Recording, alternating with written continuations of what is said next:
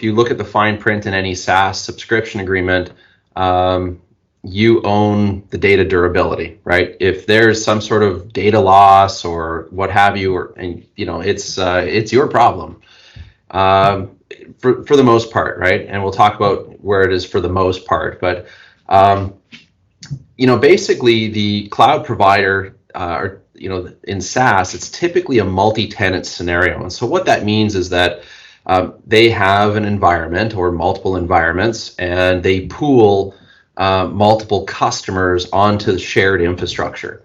And so it's very much in the SaaS provider's interest to make sure that service is highly available. You're typically going to find SLAs, things like that.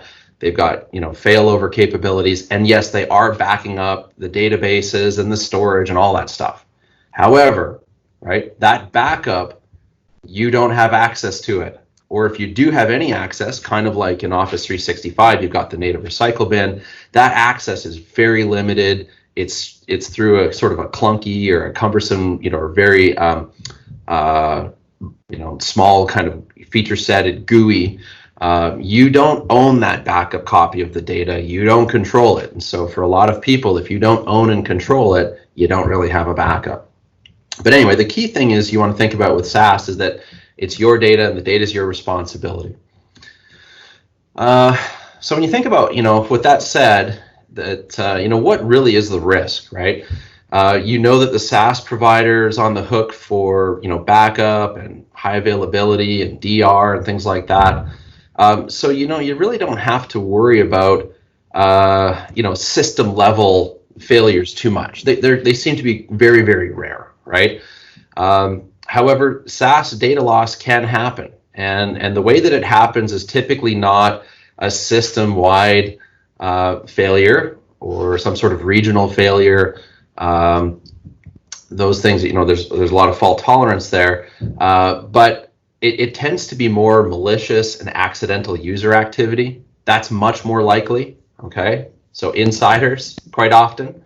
But this brings us back to OneDrive being sort of a hot topic for Office 365 backup and recovery. It's that ransomware can really impact your data and SaaS apps. And OneDrive in particular, because as we know, most people have OneDrive syncing to their devices. That's typically, a Surface laptop. We've experienced it a few years ago in our company where there was a OneDrive account. It had 20, 30,000 files in it, very elaborate folder structure.